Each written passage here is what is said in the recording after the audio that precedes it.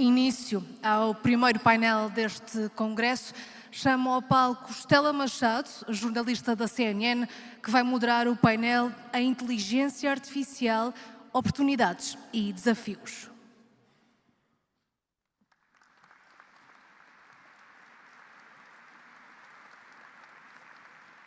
Muito boa tarde, é um gosto estar aqui e juntar-me a vocês, auditores e também revisores, auditoras e revisoras. É um gosto e faço ainda com maior menção para este tema da inteligência artificial, ele que anda em todos os setores de atividade e anda, em alguns, a marcar um passo mais à frente do que noutros. E neste é particularmente relevante, porque muitas vezes um trabalho que é tão crucial para o funcionamento da nossa democracia e que parece que não é visível, mas é tão importante, tão determinante para que se faça exatamente o cumprimento dos princípios da democracia, que é o vosso, importa perceber até que ponto é que há oportunidades e há limites neste desenvolvimento e neste acolhimento da inteligência artificial. Este vídeo foi exemplificativo daquilo que pode vir a ser o vosso trabalho no presente e já a pensar no futuro. Afinal, se nós antes falávamos de QI, agora estamos a falar de IA e vamos nada melhor do que escutar especialistas para vos ajudar também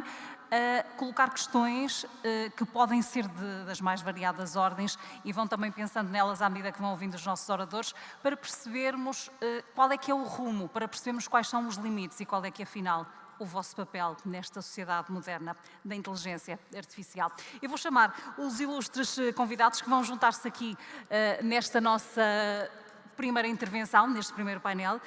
E um dos oradores que está connosco, eu creio que à distância, é da Fundação Champalimaud, José Paton, é também um especialista, é alguém que vai acrescentar aqui algum conhecimento, sabedoria a este tema que é determinante para os próximos tempos. Também vou chamar o professor Paulo Novaes, que vem a este palco da Universidade do Minho, é especialista em sistemas inteligentes e ética da inteligência artificial. Vai ser também um tema muito importante para abordarmos, aliás, ele já foi referido aqui.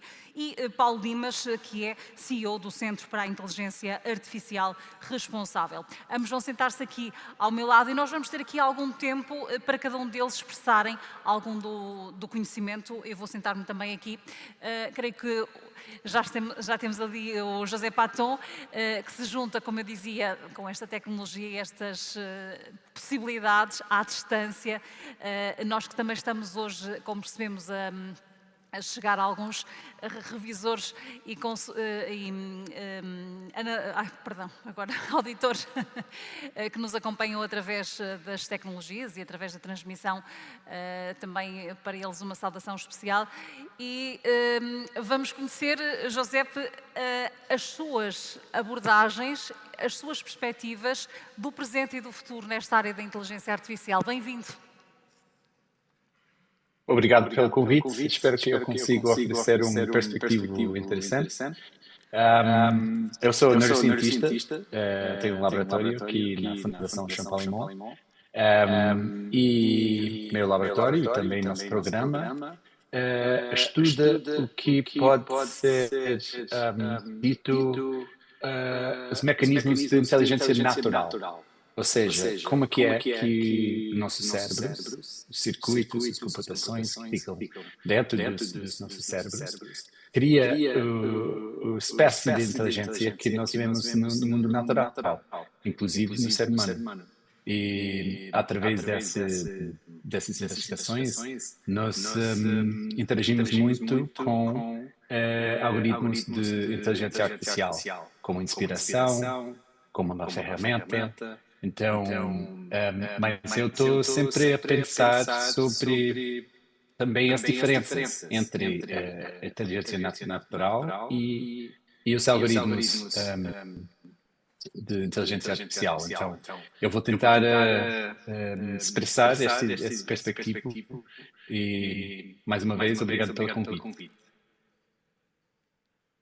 Josepe, eu vou fazer-lhe agora aqui um desafio que é, sei que a sua área é muito específica, mas dá para perceber e provavelmente antecipar algumas das maiores vantagens digamos assim, desta área da inteligência artificial, ao serviço da saúde, nomeadamente, mas há outras áreas onde a mão humana também está presente e a inteligência artificial pode, eu vou-lhe perguntar, e também gostava de ouvir a sua avaliação, ser ou não um entrave ao desenvolvimento de algumas profissões e de algumas atividades? Sim, claramente, esses algoritmos, como ferramentas, estão a criar revoluções em cada área da sociedade.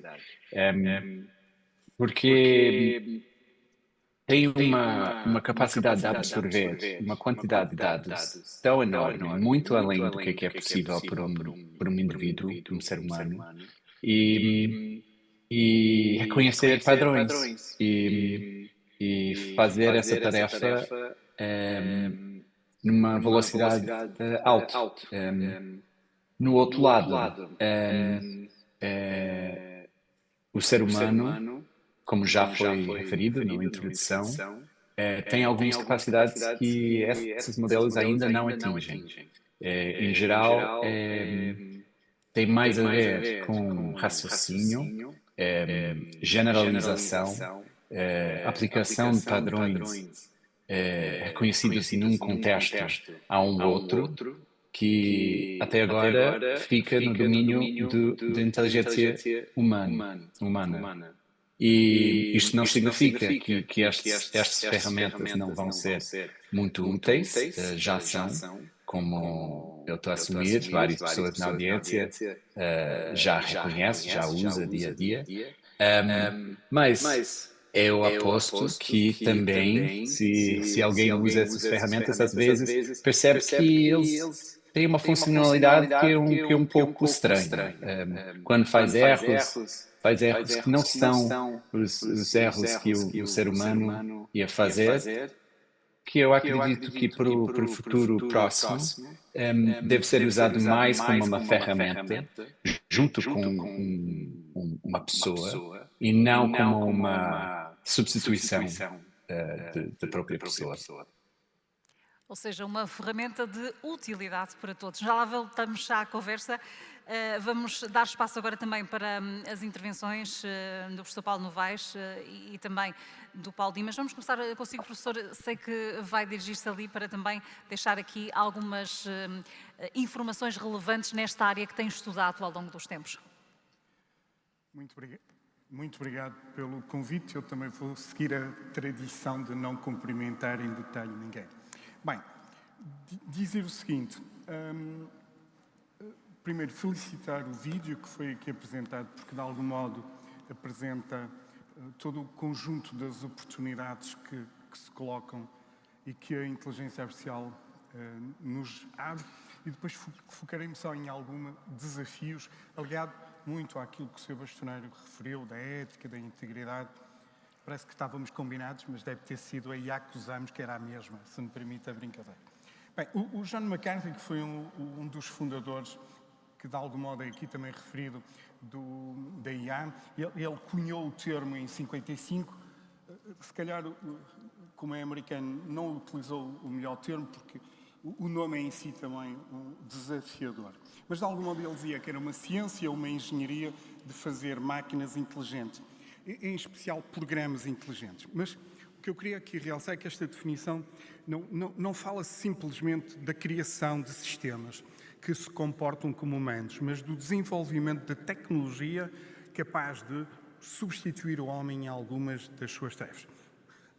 Apoiar-nos no raciocínio, na aprendizagem e, acima de tudo, na resolução de problemas. Uma visão mais moderna e, na minha opinião, mais atualizada é, por exemplo, a de Yann LeCun, Turing Award, enfim, não ganhou o Nobel, mas quase, em que refere que a nossa inteligência é o que nos torna humanos, e isso de facto é verdade. Nós, se nos comparamos com outros seres vivos, raramente em nenhuma função somos melhores que eles. Há animais que têm melhor do que nós, correm melhor do que nós, ou mais rápido que nós, etc, etc. Mas, voltando à inteligência, o que ele diz é que a inteligência artificial é uma extensão dessa qualidade. Pronto. Isto reflete, na minha opinião, algo que é importante, que é que a IA, na realidade, não é algo separado ou antagónico com a humanidade, mas sim uma amplificação dessas capacidades cognitivas. O grande medo, né, já agora, que eu tento resumir isso, é que de um momento para o outro nós deixamos de ser os únicos produtores de conhecimento. Eu não sei se têm noção que até agora tínhamos 3 grandes fontes do conhecimento. Uma é que resulta da evolução como espécie, o que está no ADN, de algum modo, e que nos caracteriza. Aquilo que nas academias, nas escolas, nos livros, nos é transmitido, a cultura. E a terceira, que até era a mãe de todo o conhecimento, era as experiências. Mas estas tinham as 3 características. Uma característica é que o denominador comum era o homem. De um momento para o outro, temos um outro produtor, que são os computadores ou os sistemas de IA. Isso, de facto, preocupa-nos, porque deixamos de ser os únicos produtores daquilo que nos distingue, não é? Pelo menos neste planeta. Recordo só que o único medo que temos não é bem, como diria o Asterix ou os gauleses, que o céu nos caia, mas é que venham pessoas mais inteligentes, ou seres mais inteligentes para este planeta. Então, é esta nova realidade de lidarmos com alguém que... Alguém não. Um sistema que produz conhecimento e que podemos, na realidade, não controlar. Por isso, o que estamos a falar, de facto, na maioria dos desafios, é de controle. Uma outra forma de ver isto é comparar ferramentas com aquilo que eu chamo os novos artefactos. Eu não gosto muito da palavra ferramenta. É que o que distingue estes novos sistemas, estes novos artefactos, é que eles têm 2 características que, separadas, e eu até diria que vamos lidando com elas, mas que juntas são complicadas. Uma é a autonomia. Nós damos autonomia a estes sistemas. Todos vocês provavelmente já têm em casa robôs aspiradores ou corta-relvas e de algum modo passaram-lhe a autonomia de ele tomar essa decisão. Até aí perfeito. O problema é quando esses sistemas aprendem e são autónomos já agora. Porquê? Porque aprender, que é aquilo que nós fazemos quando ensinamos aos nossos filhos, é perdermos, digamos, eles aprendem o que querem ou de algum modo tornam-se não determinísticos. Isto é, nós não sabemos o que eles aprenderam e a partir daí nós não podemos explicar todos os processos de tomada de decisão que eles têm. E o que é que nós temos de fazer? Controlar estes 2 aspectos. Num mundo que se está a tornar autónomo, a próxima vaga de inteligência artificial é a autonomia. A autonomia, isto é, autonomizar todos os processos de decisão. O exemplo típico é, numa cadeia de fornecimentos, todo esse processo ser automatizado e sem intervenção humana. No entanto, o Sr. Bastoneiro referiu ali, não usou esta expressão porque não combinamos, mas de algum modo dizia que a IA dá a força bruta, a otimização de processos, etc. Eu diria que nós temos que dar o coração ou aquilo que é humano. Pronto. Tendo falado das oportunidades, permitam-me falar agora da questão dos desafios. Eu deixo as oportunidades ali para o meu colega, para o Paulo. Vais falar de oportunidades, não é? Pronto, está combinado. Eu então faço o papel do chat. Utilização perniciosa era um dos desafios que me colocou o jogo, que é, no fundo, usar a IA para fins ilícitos. Os próximos vírus não vão ser vírus de processos, não vão ver mais ecrãs azuis. Penso que alguns de vocês são do meu tempo e víamos muitos num célebre fornecedor de software. Vão ser vírus que vão ser injetar os dados com dados erróneos. Isto é, quando fizerem auditorias, vão ter que ter a certeza que os dados que estão lá não são fornecidos por outra empresa que foi lá estragar-vos os balanços. Isso é grave. Gerei um exemplo. Obviamente que fui não era proibido usar o ChatGPT, para não? E pedi para me simular um caso desse. E o que é que diz? Uma empresa fictícia, obviamente, Tecnova, do setor tecnológico, para não haver questões, utiliza um modelo de IA generativa próprio, está bem? Baseada numa arquitetura, blá, blá, blá, de Transformers, já devem ter ouvido falar nisto, treinada com 100 mil relatórios financeiros para replicar padrões de linguagem técnica. Até aqui perfeito, Só que inseriram vírus, neste caso dados fictícios, que inflacionaram os lucros em 30%. Como é que se consegue controlar isto? É essa a questão. Como é que vocês têm o coração, ou a habilidade de detectar com mais IA? Vão ter que ter sistemas de detecção de anomalias. E é isso que nós vamos ter que construir. Isto é, nós devemos estar numa luta constante de construção de mecanismos para quê? Para mantermos o controle. Para isso, além de sistemas de detecção de anomalia, o que é que precisam? Políticas internas rigorosas para monitorizar o uso destas ferramentas e também auditorias periódicas aos resultados. Isto é, não podem confiar nos resultados cegamente. E promover formação. Outro pormenor, no fundo o que eu estou a tentar dizer é que dados com qualidade e em quantidade são condição essencial para o sucesso. Um outro problema que me foi colocado era violação de dados privados. Isto é, podemos ou não usar todos os dados. Cuidado, dados sensíveis podem conduzir a violações de privacidade e, obviamente, consequências legais e até reputacionais. Não vos vou amassar com o exemplo que gerei, até porque é difícil de explicar. Mas o que eu digo sempre é, cuidado, os dados não são nossos, são de alguém. E para usá-los, nós temos que garantir que temos o direito de os utilizar. Utilização de informação sem autorização. Como é que acham que estes modelos são treinados? Como é que acham que vão treinar os vossos modelos para serem melhores auditores, como aqui foi feito? E a pergunta que se coloca é dados sim, mas a que preço? E temos que também pensar nisso. Isto é, nós temos que implementar processos de consentimento explícito, com contratos claros que detalhem o propósito e o âmbito do uso desses dados. O que estamos a falar, obviamente, da ética, como o Sr. Bastonário falou. O maior receio de todos, alucinações. Obviamente que estamos a falar de sistemas que podem gerar resultados plausíveis, mas incorretos. Faz lembrar quando usamos um sistema desse, ele diz, por exemplo, no meu caso, no outro dia estava-lhe a perguntar o que é que eu já escrevi, quais são as minhas publicações. Eu, de facto, já escrevi algumas coisas, mas ele foi muito generoso, até excessivamente generoso. Ofereceu-me publicações de tudo e mais alguma coisa. Como é que podemos controlar isso? Bem, não há milagres. Combinar outputs de IA com validação humana, especialmente em análises de alto risco. Mas para termos esta validação humana, o que é que não podemos fazer? Perder a sensibilidade. Por isso, é que a definição que eu apresentei antes era tão importante. Isto não vem substituir, de facto, vem ampliar. Mas o ampliar, isto é, a capacidade de fazermos mais e melhor, vai depender de um fator. É que temos que saber cada vez mais, para controlar mais.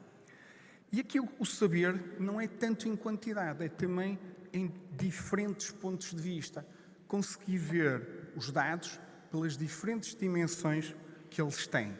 E isso é a cultura que nós temos que ganhar.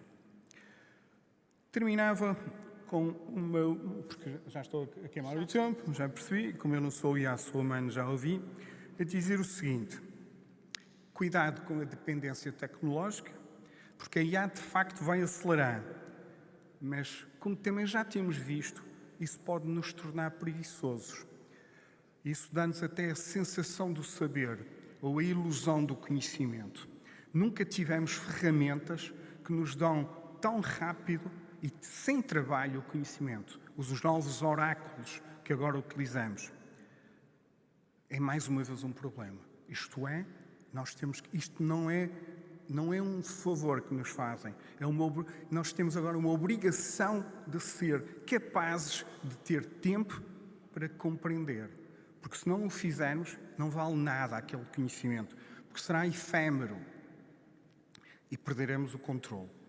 Também é importante olhar do ponto de vista da criatividade.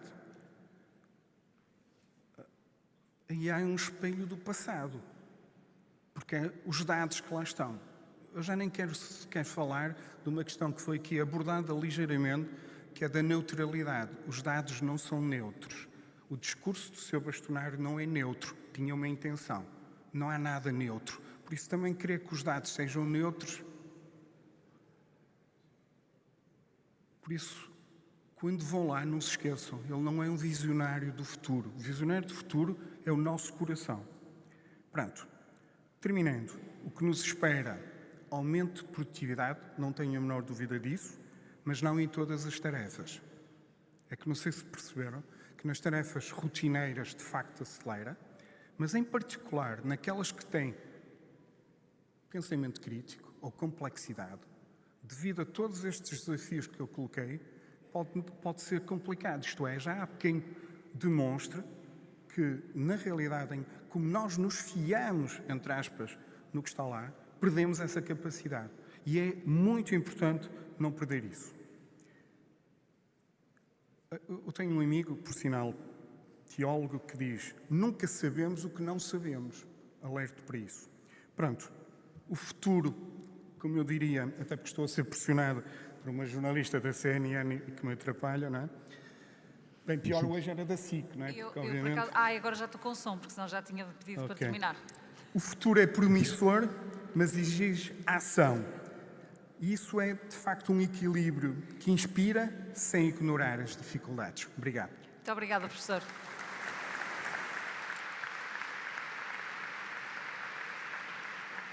E vamos acrescentar aqui um pouco mais de informação do Paulo Dimas, que tem uma experiência completamente diferente, que tem trabalhado com empresas muito jovens e aqui num corredor completamente alucinante nesta área da inteligência artificial, mas com o sentido responsável. Ajude-nos a perceber. Precisamente. E pronto, o Paulo... E vai ser breve. Isto é sempre difícil falar depois de ti, porque basicamente dizes tudo e depois pronto. É o fim, pronto, não deixas muito. Mas para já, é um prazer enorme estar aqui, é fantástico ter esta oportunidade. Eu confesso que não percebo nada da vossa área e, portanto, estou aqui para aprender. Mas pronto, queria deixar 3 ideias-chave, fundamentalmente. Uma em relação, de facto, à oportunidade da nossa geração. A inteligência artificial está já a ter um impacto na economia, na evolução da nossa espécie tremendo. Nós estamos a falar a uma escala, se usarmos termos em Portugal dos bilhões, para o Joe, trilhões de dólares ou de euros, e portanto o impacto na economia é já muito significativo. O impacto no crescimento do PIB estima-se em cerca de 1,5%. Adicional, digamos, que a inteligência artificial vai trazer. Portanto, é mais um momento, digamos, transformador nas nossas economias, nas nossas sociedades. O impacto no emprego é tremendo, 80% das profissões são impactadas. Nós estamos a falar praticamente todas as profissões que têm a ver com cognição humana, que é que é tudo que não mexe com a área da destreza manual. Isso fica para a robótica, essa ainda falta muito. E, portanto, esse é de facto o momento que estamos a viver.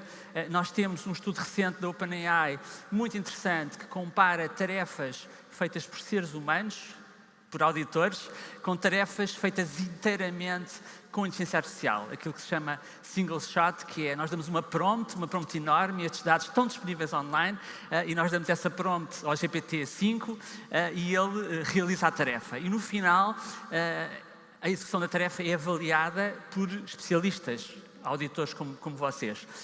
E a win rate, em certas tarefas, é, em certos casos, superior a 70%. Isto é um teste que é feito de forma cega.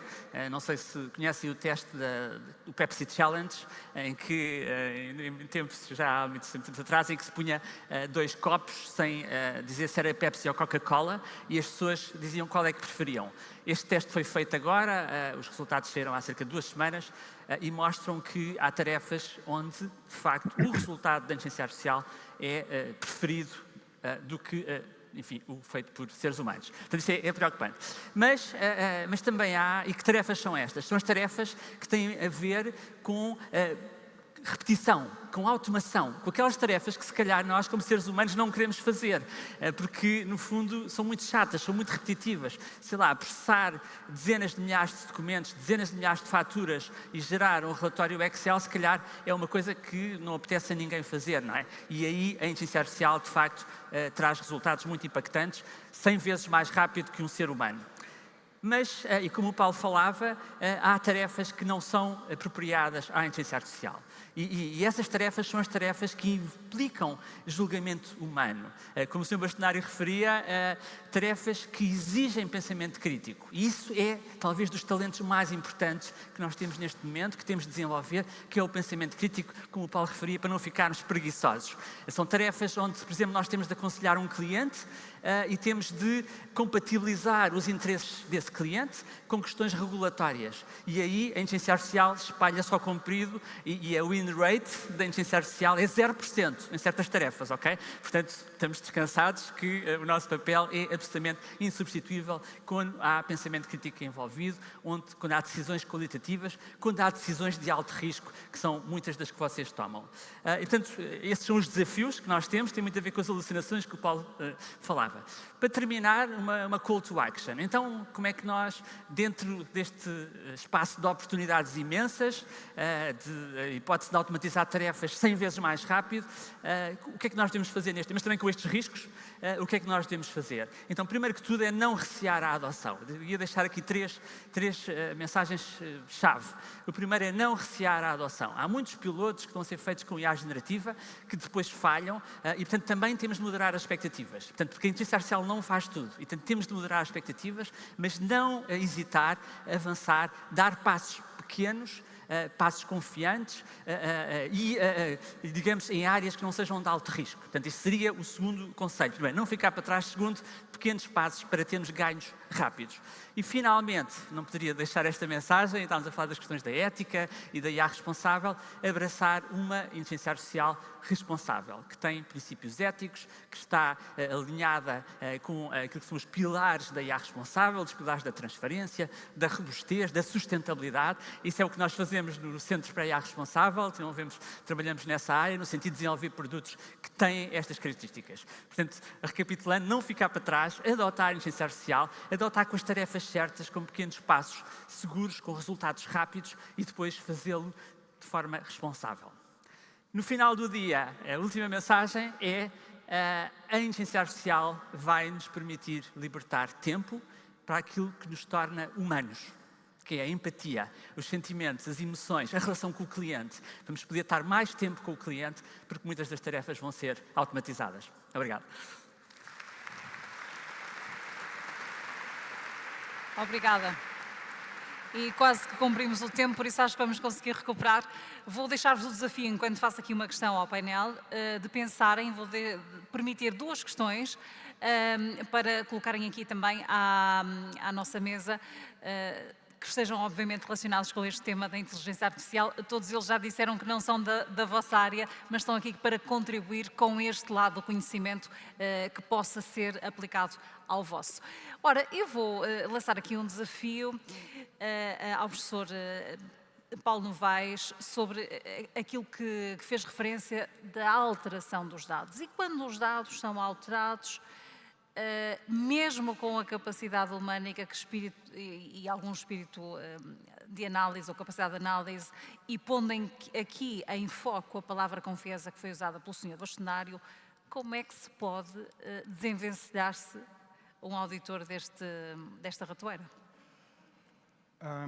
O que está-me a dizer é basicamente que o retrato que dá não é um retrato fiel daquilo que... Foi o que o senhor também apresentou? Sim, certo. Vamos lá ver. A questão é, eu não posso analisar o retrato depois do ter. Eu tenho que criar salvaguarda, a priori, tenho que ter salvaguardas, garantias de segurança, eu diria quase máximas, e também confiar numa coisa, já agora, que é, há uns anos atrás houve um primeiro-ministro que estava a tentar fazer uma conta que julgo que até se equivocou, mas a parte importante disso, primeiro, porque ele não é uma máquina de calcular, é um homem brilhante, dos mais brilhantes que temos. Estamos a falar de António Guterres. Exatamente. mas que teve uma característica. é que olhou para o número e percebeu que a ordem de grandezas estando certa... É fazer as podia contas, estar. a célebre frase. Certo, exato. Mas a questão que se coloca é exatamente essa. É que, primeiro de tudo, os auditores têm que ter uma... ou qualquer pessoa de um determinado domínio tem que ter uma visão global. A tal visão multidimensional que eu falo dos dados, que é ter uma ideia do que é que vai esperar. E tudo aquilo que sai fora disso deve-lhe chamar a atenção. Deve desconfiar, a dúvida sistemática, não é? E esse é o papel humano, mas quando fala em sistemas de detecção precoce, digamos assim, de dados falseados, isso é através da tecnologia ou até que ponto é que o contributo humano pode ser aqui também envolvido? Estes sistemas, que devem ser construídos com base no conhecimento de hoje do ser humano, são sistemas que são aquilo que nós chamamos, alguns dizem sensibilidades, outros chamam, tenho o faro. O cheiro, eu queria dizer exatamente, que é algo que não está certo. Isso tipicamente traduz em quê? No savoir-faire, no conhecimento que os profissionais têm da área, e esse conhecimento tem que ser utilizado para criar sistemas de detecção ou de antecipação. Obviamente, vendo dados, o que é que a inteligência artificial pode fazer? É também encontrar, o Paulo julgo que falou em repetições, padrões, não sei exatamente. Levanta esta mão, para falar? Não. Nós somos amigos já agora. Eu quando fico o dedo assim, até pensei que estavas na sala de aula, professor, deixa-me falar. Digamos, pôr os sistemas também a aprender. Porquê? Há um exemplo que eu trago, eu hoje não me disse para não trazer slides, eu não trouxe, não é?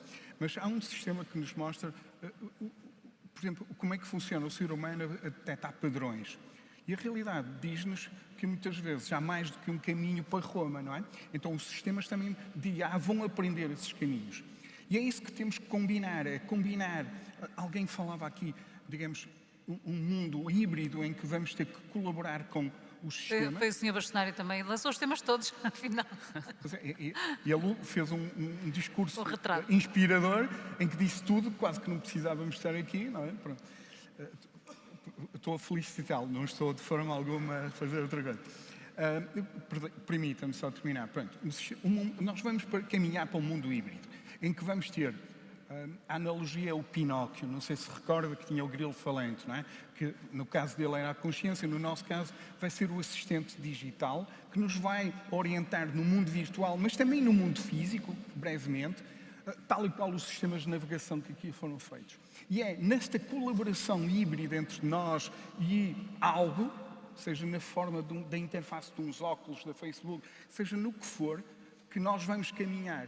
E esta colaboração híbrida vai amplificar em muito esta capacidade de cheirar e de detectar há ali algo de errado. Isto quase que tinha, já falamos aqui de teologia, quase que era o Espírito Santo da orelha dos tempos modernos. Eu vou pedir então à plateia, quem tiver interesse, vou dirigir, entretanto, as outras questões para os outros intervenientes.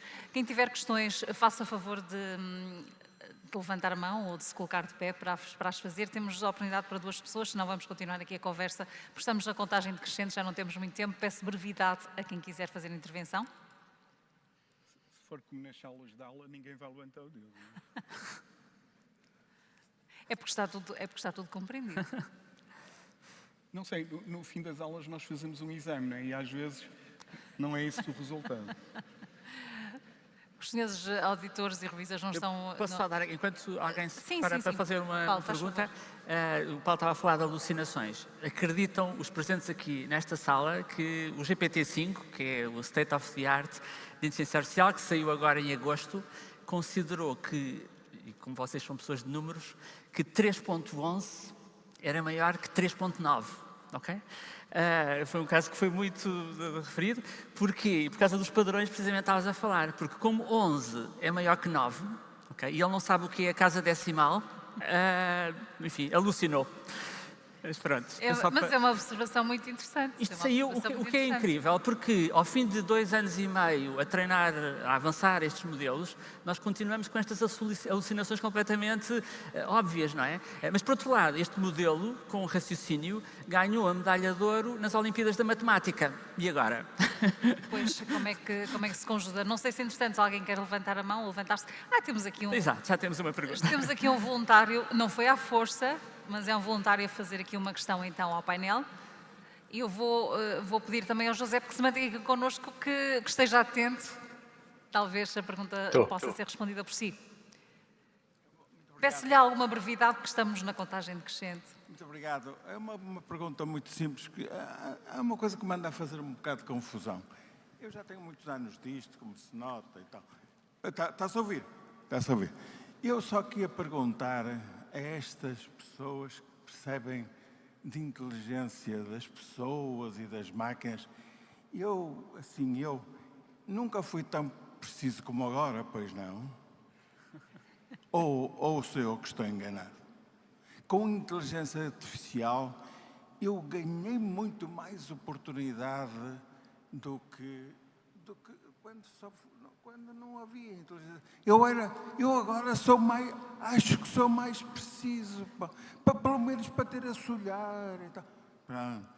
Muito obrigado. Já vi já estamos de acordo. José, quer responder este desafio? Deste sentimento humano de maior necessidade de se pensar do que nunca? Sim, concordo. É relacionado com outro risco, que é, olhando para a história, tem muitos avanços tecnológicos na nossa história. E, por exemplo, imagina uma coisa simples, doméstica, que é a invenção da máquina de lava-roupa. A ideia era, com esta invenção, vamos ter muito mais tempo, porque vamos conseguir lavar nossas roupas com uma rapidez que vai deixar mais tempo para fazer outras coisas. O que aconteceu? As pessoas começaram a lavar muito mais roupa. Então, no fim, não livrou muito mais tempo para fazer outras coisas. Eu acho que temos que ser vigiantes sobre o uso dessas tecnologias para não cair na mesma armadilha, porque realmente dados não é uma substituição para pensamento. E ainda os dados, eles representam alguma coisa muito mais complexa que existe no mundo. E nós, como seres humanos, como somos dentro deste mundo, entendemos o que esses dados significam em termos de um mundo muito mais complexo.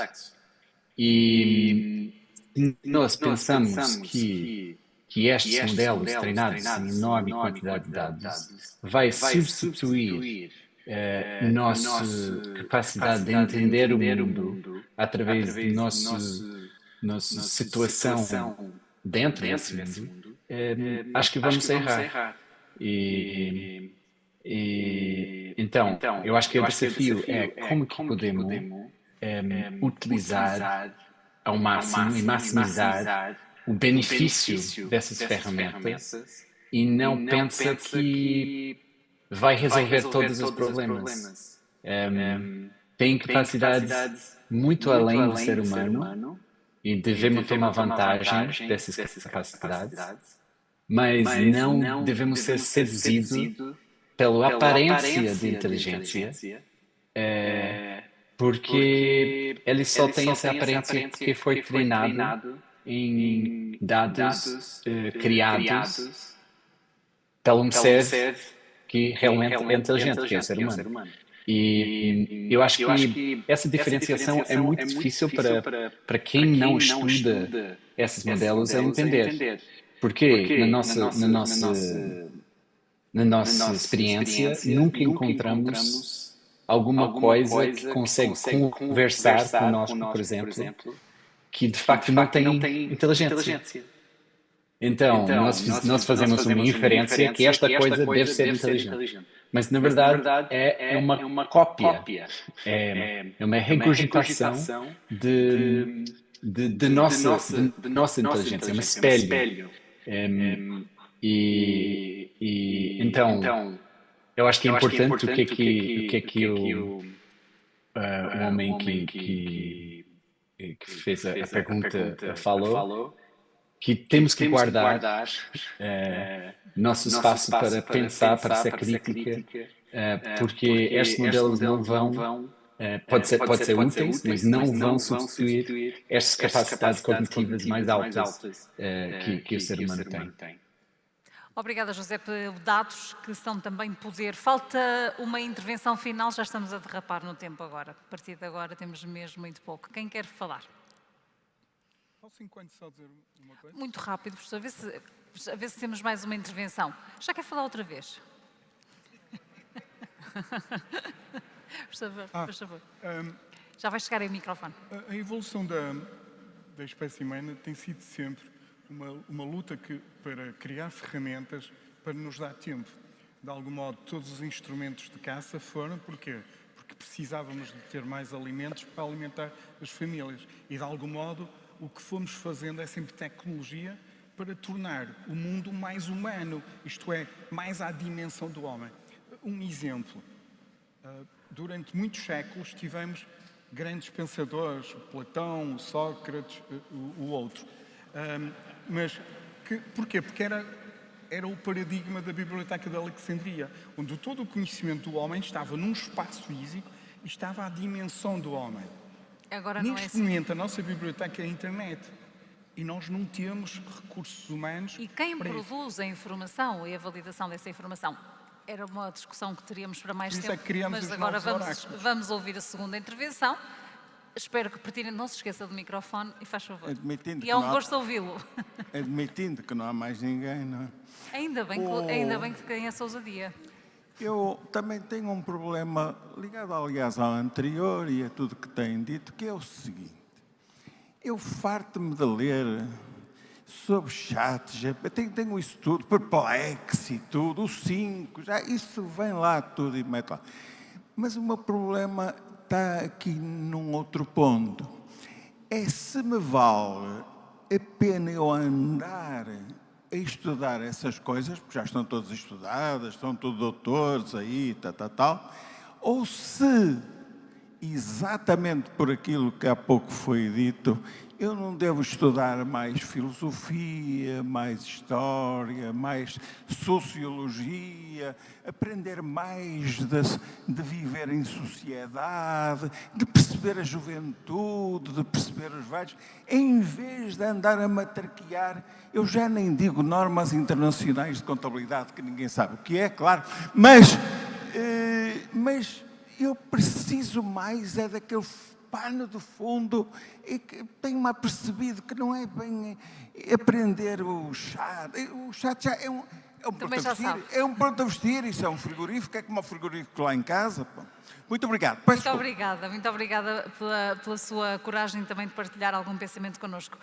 Paulo Dimas, é interessante este lado, porque a visão do conhecimento vai um bocadinho ao encontro do que estava a dizer o professor também, Paulo Novaes, do que era o antes, do que é o agora e da necessidade quase de voltarmos atrás. Sim.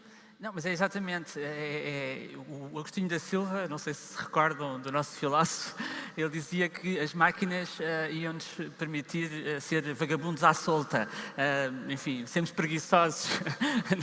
Não estou a recomendar nada disso. Aliás, como falávamos, não podemos ser preguiçosos com a inteligência artificial, porque ela alucina, acha que 3.11 é maior que 3.9. Nunca se esqueçam disto, isto foi em agosto. Mas a inteligência artificial vai-nos permitir libertar tempo. Vai permitir que um médico passe a ter mais tempo para estar com os seus pacientes, vai permitir, é um dos produtos que nós estamos a desenvolver no centro, é precisamente humanizar as consultas. Não sei se tem essa experiência nos hospitais, que é no final da consulta, em vez do médico olhar para nós, ele está a olhar para o teclado e para o ecrã, e com tecnologia de inteligência artificial é possível assistir o médico durante a consulta e ele ter o seu relatório todo pronto, assim como lidar com as alterações nas normas internacionais. Eu não conheço muito bem a vossa área, mas conheço na área das ciências da vida, todas as questões regulatórias relacionadas com medicamentos, da Agência Europeia de Medicamentos, estão sempre a mudar. Todo esse trabalho chato de agregar a regulação, tudo isso pode ser passado para a máquina e, portanto, libertar-nos tempo para as relações humanas, para estarmos com os nossos clientes, para fazermos o aconselhamento estratégico. Foi isso que aconteceu na profissão de contabilista na década de 70, foi muito interessante.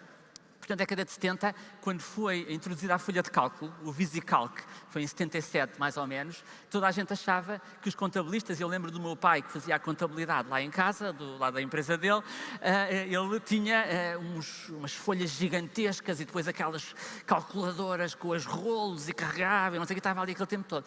E quando a folha de cálculo foi introduzida, achou-se que os contabilistas iam deixar de ter trabalho, porque aquilo era onde eles gastavam a maior parte do tempo.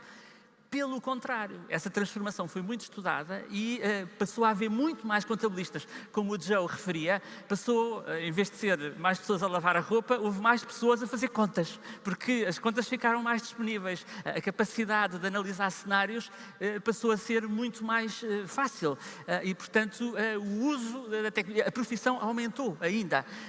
O Geoffrey Hinton, este prémio Nobel da Física do ano passado e também Turing Award winner, ele dizia em 2016 que 5 anos depois, portanto em 2021, e agora já podemos olhar para trás porque já passou esse ano, já não faria sentido formar mais radiologistas. Okay? Ele disse isso e toda a gente na altura acreditou. Eu acreditei, dada a genialidade do Hinton, que chegaríamos a 2021 e a profissão de radiologista já seria substituída por inteligência artificial.